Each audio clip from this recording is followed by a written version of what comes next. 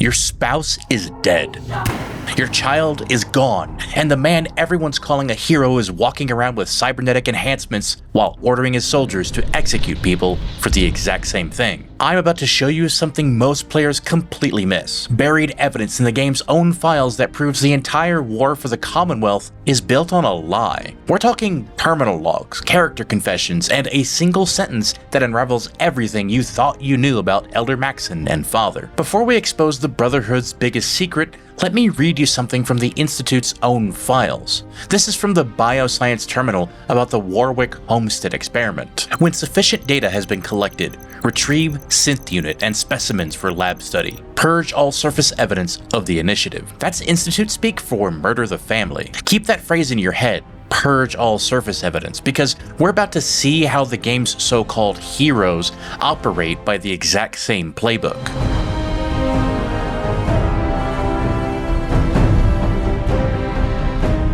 Fallout 4 throws us into what looks like a three-way philosophical debate. The Institute represents cold science without morality. The Brotherhood of Steel stands for human purity and technological control. And the Railroad fights for synthetic freedom. But the game is lying to you. From the moment we crawl out of Vault 111, the narrator is designed to funnel us toward one choice. The Institute killed your spouse and stole your son. That's personal. That's unforgivable. So naturally we go looking for someone powerful enough to burn them to the ground. Enter the Institute's documented crimes. These are their own terminal logs. At University Point, a settler named Jacqueline Spencer found pre-war reactor research. Our daughter found something in the ruins. Some sort of data. A man came to town and said he was from the Institute. We don't know if this guy is real or not, but he seems dangerous. Someone accused Jacqueline of being a synth, and now they want to give her to this man, or worse.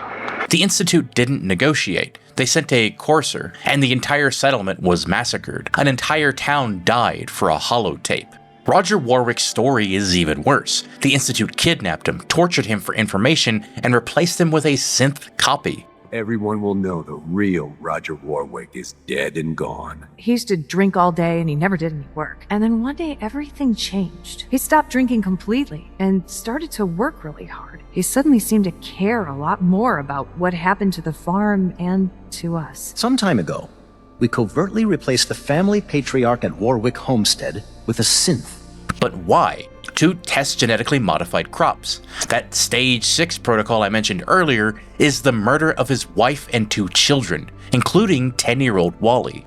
The game forces us to see this horror. It primes us with pure, calculated evil, so we'll desperately want a hero, someone righteous, someone pure enough to oppose this nightmare. So when that airship appears in the sky, the Pridewind accompanied by a fleet of vertibirds, we're ready to believe. We're ready for our avenging angel. Elder Arthur Maxson steps forward, young, charismatic, unbending. Where the Institute hides in the shadows, the Brotherhood arrives with fanfare. Where the Institute pursues science divorced from humanity, Maxson preaches a quasi-religious doctrine. Technology is a sin, synths are abominations, and only by purging these corruptions can we save humanity. He's the perfect counter to everything we hate about the Institute. This notion that a machine could be granted free will is not only offensive, but horribly dangerous. He offers us a simple, righteous war, but he's lying. His entire crusade, this anti-tech purity gospel he preaches, is a complete fraud. The proof is sitting right there on his own flagship, written by his most loyal historian. Let's go find it. To get to it, we need to access Proctor Quinlan's personal terminal on Pridewind. Quinlan is the head of the Scribes, the Brotherhood's chief historian and record keeper. This is the Brotherhood's internal administrative file, the biography they keep for themselves about their living legend. Inside a document titled Biography of Arthur Maxson, buried in a paragraph praising his perfection, you'll find this. He is the perfect human specimen, an example of everything a human being can achieve, assisted, even enhanced by advanced technology, but still very much human. Read that again. Assisted, even enhanced by advanced technology. Now, some have argued that this simply means training, equipment, or power armor modifications. But Quinlan isn't writing an equipment manifest or a training assessment. He's writing a biography, a description of Arthur Maxson the man, the physical specimen, and he's creating a special theological category, an exception to the abomination rule, because what he's describing about Maxson's body needs an exception. What does the Brotherhood call anyone who's been enhanced by advanced technology? What's the term Maxson himself uses when he stands on the deck of the Pridewind and delivers his speeches? There is a cancer, the sin, a robotic abomination of technology.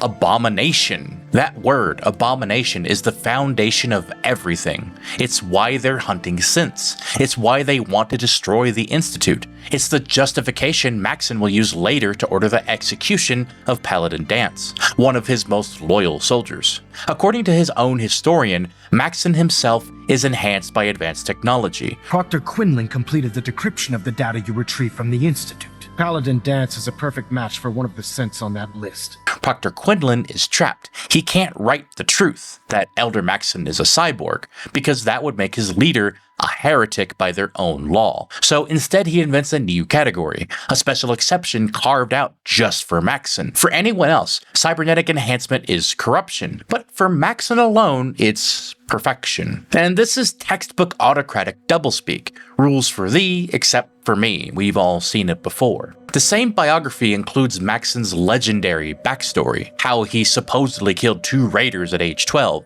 single-handedly killed a Deathclaw with a combat knife at 13, and defeated the super mutant Shepherd at 15. But these aren't historical records, they're just mythologies. Think about the symbolism. The boy king Arthur wielding his blade against monsters, commanding his knights from a flying fortress named after King Arthur's ship from Welsh legend. Even the Pridewind's name is propaganda wrapped in Arthurian myth. Maxson isn't a general, he's a cyborg king, and his enhancements are the source of his claim to power. He's refounded the Brotherhood on worshipping him as the only one perfect enough to wield technology, even inside his own body. This single verifiable lie reframes every word Maxson speaks and every judgment he passes. If the king is a hypocrite, what does that make his most famous execution? Blind betrayal. You know this quest. It's the emotional gut punch of the entire game. Paladin Danse, loyal, honorable, and unwavering, discovers he's a synth. I thought synths were the enemy. I never expected to hear that I was one of them. An Institute creation, everything he believed about himself is shattered, and Max's response is immediate. Danse must die. Danse is a synth. He represents everything we hate. A monstrosity of technology. Our mission in the Commonwealth is clear. The Institute and its creations need to be destroyed in order to preserve our future. On the surface, this looks like the tragic cost of ideology, a leader forced to execute a loyal soldier to uphold principle. The quest is designed to make you feel the weight of this impossible choice. What we know now is that Maxson is enhanced by advanced technology, and by his own definition, the one he uses in public, he's the same category of abomination he's ordering Danse's execution for. This is pure bloody politics. Think about what Danse represents. He is living proof that a synth can be loyal, honorable, and wholly dedicated to the Brotherhood's cause.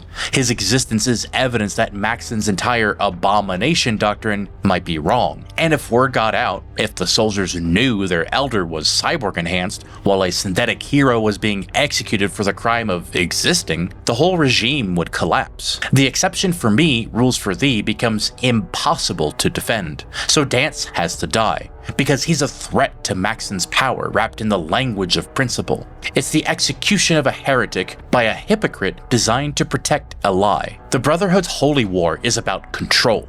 Maxson has weaponized ideology to consolidate power while exempting himself from the very rules he uses to justify genocide.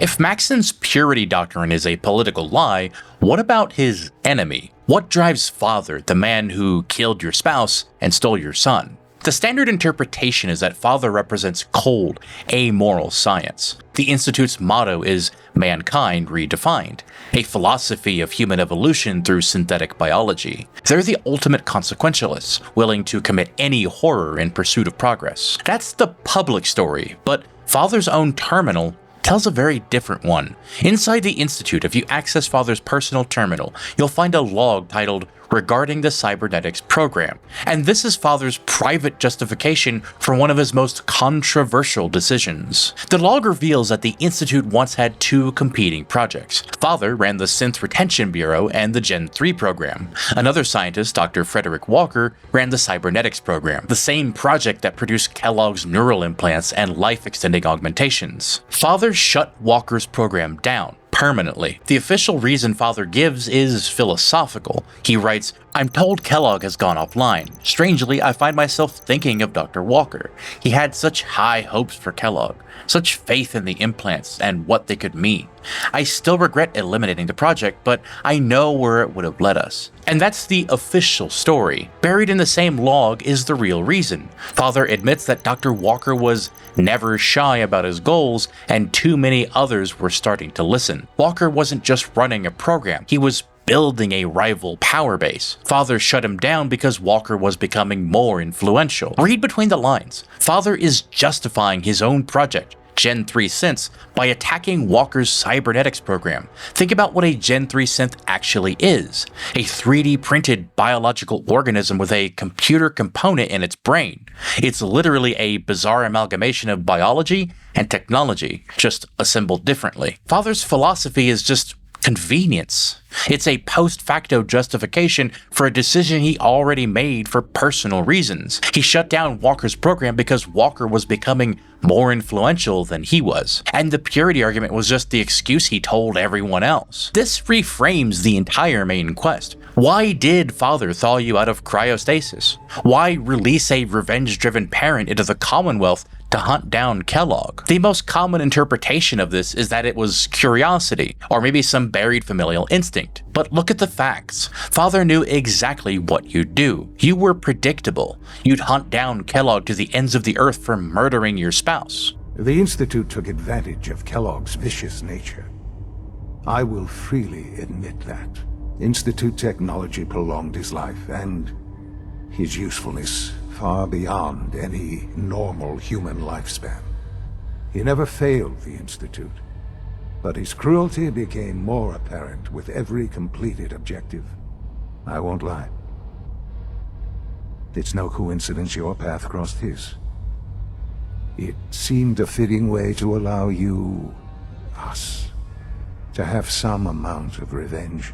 Killing Kellogg was the entire reason Father had you thawed. You were a tool to help him control his scientists. He never expected you to seek out the Institute. But why Kellogg specifically? Because Kellogg wasn't just a mercenary. He was Dr. Walker's masterpiece. The last living proof that Walker's Cybernetics program worked. Walking evidence that maybe Father's purity philosophy was wrong and Walker's approach had merit. Father didn't just hate Walker's philosophy, he needed to erase Walker's work. Father released you as a weapon, an unmissable, unguided missile aimed at the last living remnant of Dr. Walker's legacy. It was corporate espionage dressed up as a family reunion. Your tenacity and dedication have been rewarded. It's good to finally meet you. After all this time. It's me. I am Sean. We see the pattern. Maxson is a cyborg who persecutes abominations to protect his political power. Father runs a program that creates biological synthetic hybrids while condemning cybernetics to eliminate a rival's legacy. The war for the Commonwealth is a proxy war between two deeply insecure autocrats who've wrapped their personal grudges in the language of ideology. Both are willing to commit genocide to protect their own lies. These are offensive lies, weapons used to justify war and consolidate power. There's a third faction in this conflict too. Yes, the railroad lies too, but their lies aren't weapons, they're scars. Everyone knows Deacon is a liar. From the moment you meet him, he feeds you contradictions. He's a synth. No, wait, he's the real leader and Desdemona is just the figurehead. He was a Minuteman. He was in the Capital Wasteland and misses the purified water. The game conditions us to treat this as a quirk, just Deacon being Deacon, playing his spy games. Most players dismiss everything he says. His lies aren't pathological, meaning compulsive and meaningless. They're psychological, a trauma response. Two pieces of evidence easily overlooked reveal the unbearable truth these lies protect. At max affinity, Deacon sits you down for what he calls his one true story. He confesses he wasn't always a synth liberator. He was the opposite, part of a violent anti-synth mob in his settlement. They called themselves the UP Deathclaws. His own paranoia and his own hateful rhetoric inspired the mob to hunt down and lynch a synth living among them. Only after the mob dispersed did he learn the truth. The synth they murdered was his wife, Barbara. Throughout the entire game, Deacon's dialogue always includes an option to call him out, to doubt his stories. In this one conversation, that option disappears. The game's own mechanics force you to accept this confession as truth. This is the foundational trauma, the guilt that made him join the Railroad. The Railroad contacted me figuring I'd be sympathetic, seeing that I lost my wife. And, well, what I did afterwards. But that's only the first time everyone he loved died because of his choices. The second piece of evidence is buried in the Railroad HQ terminals. You have to find the old logs written by Wyatt, the previous leader. One specific entry details the November Massacre, a devastating Institute attack in 2266 that wiped out the entire previous Railroad leadership. The entry ends with a single line: November Massacre at HQ, only survivor, runner by the name John D. Deacon is John D. Other terminal entries all but confirm it. The name John D falls into disuse right as Deacon appears. Entries note his habit of changing faces, names, and identities. One comment after he changes his appearance notes that's what he's calling himself now, implying a history of aliases. And this completely reframes everything. Deacon isn't a pathological liar. He's a survivor in the deepest, most traumatized sense. This is a man who's watched everyone he cared about die twice. First, his wife Barbara was murdered because of his own hatred, and second, his entire Railroad cell was massacred because of his newfound beliefs. His constant lies, face changes, and new identities aren't quirks. They're psychological armor. He's a man so broken by his one true identity as John D that he hides in a fortress of false ones. This creates the final contrast. Maxson and Father lie to others to protect their power.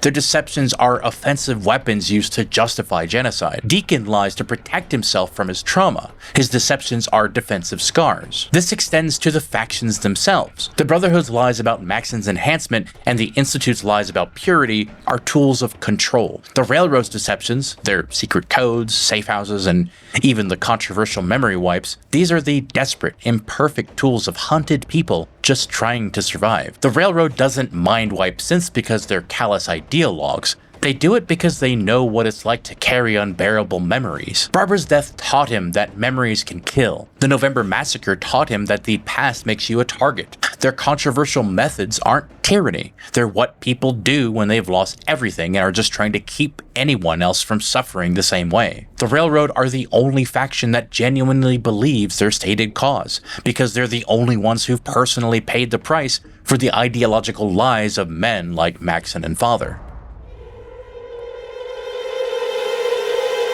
So what is the war for the Commonwealth really about? The game presents this grand, tragic triangle of irreconcilable philosophies. Institute science versus Brotherhood tradition versus Railroad freedom. 3 futures, 1 choice. But it's a sham. The evidence in Dr. Quinlan's terminal proves Elder Maxson, the zealot of human purity, is enhanced by advanced technology. His holy war is genocidal hypocrisy. The evidence in Father's terminal proves his hatred of cybernetics masks professional jealousy against Dr. Walker, a long-dead rival. His mankind redefined philosophy is post-facto justification for corporate power play. You're not choosing between 3 futures for humanity, you're choosing between 2 powerful, genocidal liars and 1 small, broken, honest band of survivors. Blind betrayal captures it perfectly. A true believer executed by a heretic, all to protect a lie. The greatest abomination in the Commonwealth isn't the synth, or the super mutant, or the cyborg. It's the truth. But what do you believe? Let me know down in the comments below what you think of this theory, because I find myself siding much more with the Railroad after this. And if you enjoyed this video, hit subscribe, smash the like button, and click this video right here, because I did a video recently on Skyrim, a very interesting tale between 2 lovers.